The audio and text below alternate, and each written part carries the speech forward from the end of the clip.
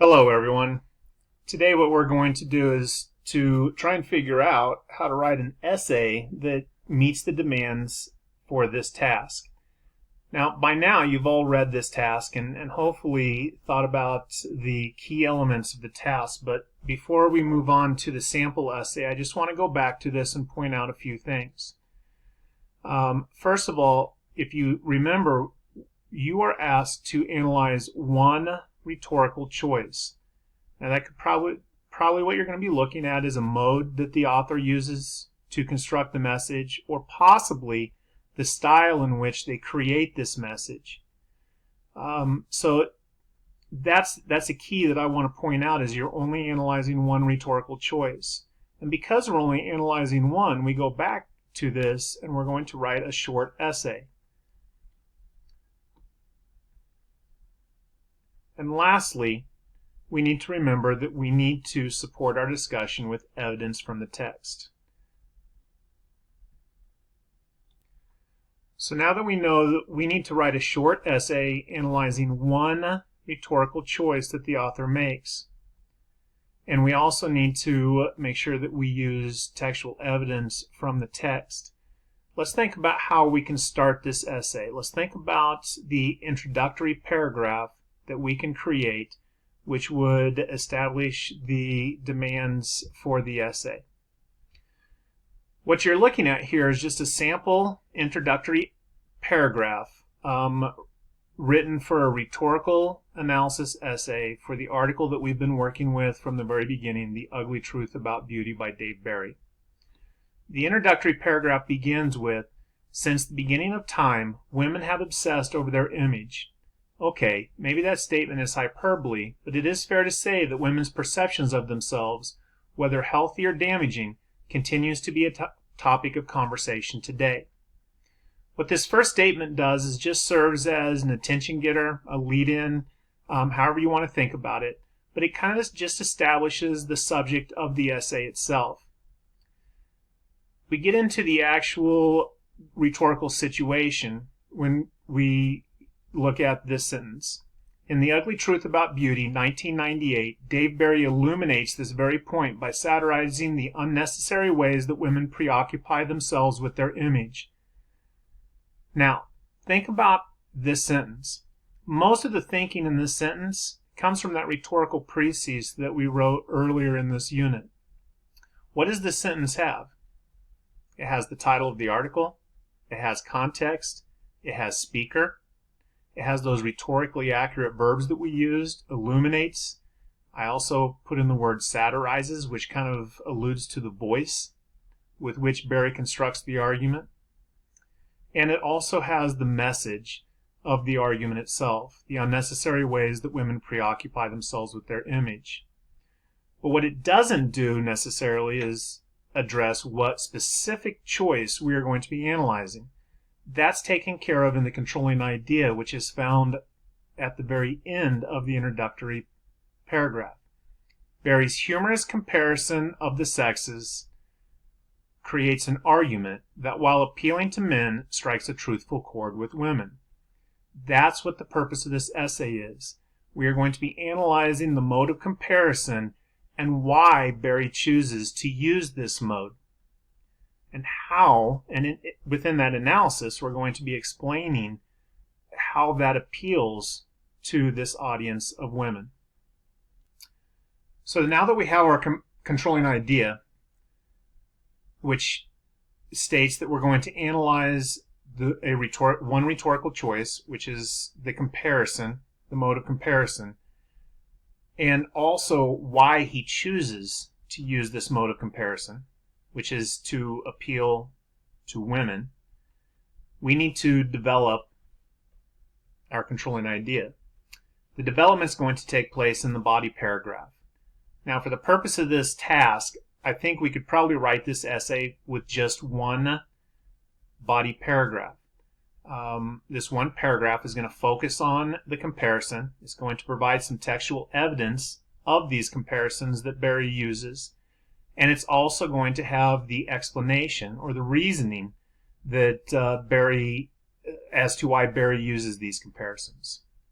So we begin this body paragraph with an introductory statement. While Barry immediately addresses men and offers to give them advice with how to tell a woman how she looks, it is the humorous comparisons he creates that allows him to appeal to the feminine audience. All this is a topic sentence. Once again, addressing the comparisons and the fact that these comparisons allow him to appeal to the feminine audience. I'm going to give some textual evidence here. He begins by exaggerating how men and women see themselves. Barry states that most men, I believe, think of themselves as average looking, which is a quote taken specifically from the essay. I also paraphrased a little bit of the essay that Barry uses, and devote about as much time to their beauty care as they do their lawn care. I parenthetically cite the paragraph that this information comes from, paragraph 5.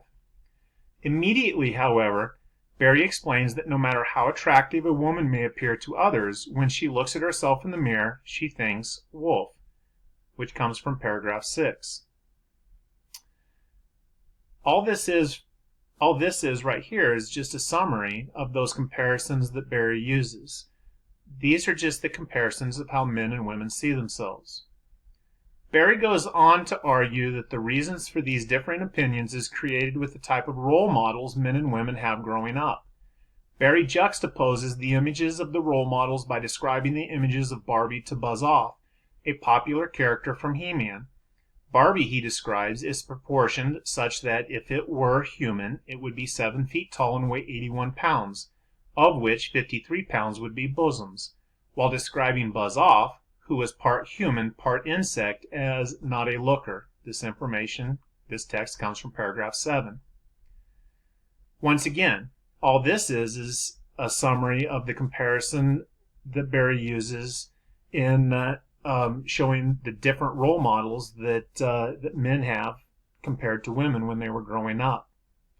All of this summary, however, does not meet the demands of our controlling idea. Remember, our controlling idea talks about the comparisons, but also why he chooses to use these comparisons. I need to still explain why these comparisons were made. How did these comparisons make this argument appealing to women? So I need to transition into the reasoning. Why compare the self-images of role models of men and women, one might ask? Well, the answer is simple. By poking fun at the male stereotype, Barry is able to lessen the guard of women, allowing them to possibly laugh at the truth of the matter, all while they're laughing at Barry's ghastly description of men. Barry's credibility is limited because he is a male writer commenting on a female issue. However, the fact that he is willing to make fun of his male counterparts allows him to deliver his message harmlessly to women. I transition from the summary up here to the explanation down here by using just a simple rhetorical question. And then I go ahead and answer that rhetorical question. The answer itself is the reasoning that I need to explain why he chose to use these comparisons. The explanation states that he uses these comparisons because it makes the essay more appealing to women. If a male is writing this, if it's a male speaker speaking about a female issue, because the fact that he's making fun of men, maybe it'll make it easier to hear for women. That explanation is provided down here. I provided the textual evidence, and I provided the reasoning which supports that, which I think meets the demands that I created within my controlling idea. So let's think about what we have up to this point. We have an introduction, which leads into our controlling idea, which discusses the comparisons and also the appeal to the feminine audience.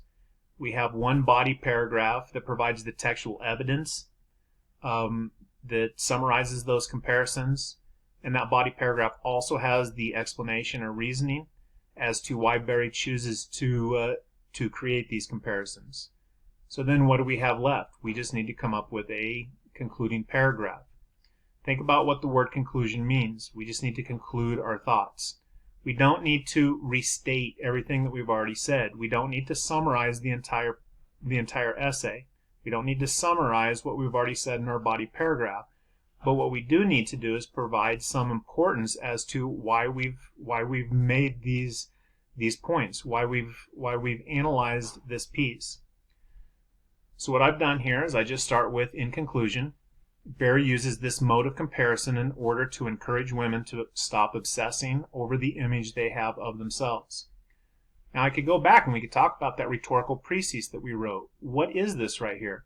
This is the purpose for why Barry's using these comparisons, which, if you think about it, is developed in this body paragraph. That's the analysis. I go on to write, and while it might be unfair to say that women have always obsessed over their looks, it is fair to say that the comparisons presented, even though meant to be funny, strike an all too familiar truth with his audience. What does this last statement do?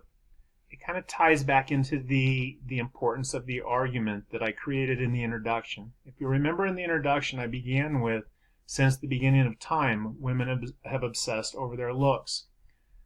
And then if you remember in the introduction, I talked about why that, or how that might be hyperbole or an exaggeration to say that it's happened since the beginning of time. This statement in the conclusion ties back to the very beginning of the essay, but it also ties back to the purpose. It does strike an all too familiar truth with his audience.